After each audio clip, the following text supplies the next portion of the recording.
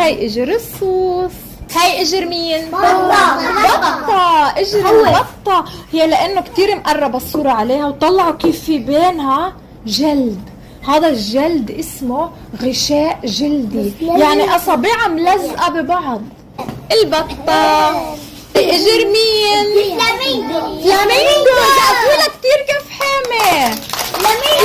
كيف حذرت انها اجر فلامينجو؟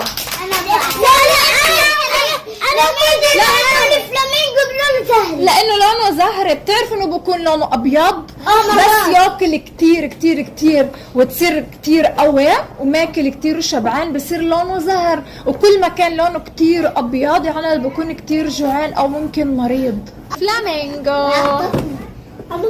هاي اجر طير بعيش بالثلج.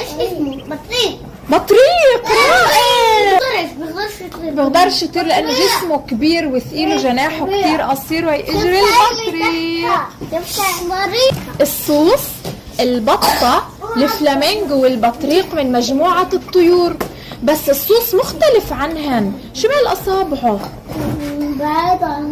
بعاد عن بعض وفيش بينن غشاء، مش ملزقين ببعض، عشان هيك انا بدي ابعده على جنب واخلي البطه الفلامينجو والبطريق مع بعض. هدول بنسميهن طيور مائيه. ايش بنسميهن؟ الطيور المائيه بتعيش حد المي، حد البحيره، حد النهر او حد البحر. شو بتعمل؟ كمان بتسبح وكمان بتاكل من المي وبتطلع من المي، عشان هيك بنسميها طيور مائية. وكل في عندن بين الأصابع جلد عشان يساعدن على السباحة. بتعرفوا مين هيك بلبس بإجره إشي بيشبه البطة؟ مثل الغواص. ليه بلبسن بجريه؟ عشان يغوص. ايش اسمن؟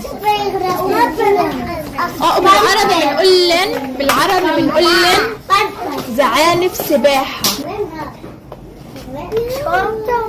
حطيت على ايدي وايش عم بساوي؟ عم بحط كريم على ايدي. البطة في عندها من ورا فوق الذيل غدة زيتية فيها زيت، مثل كيس زيت.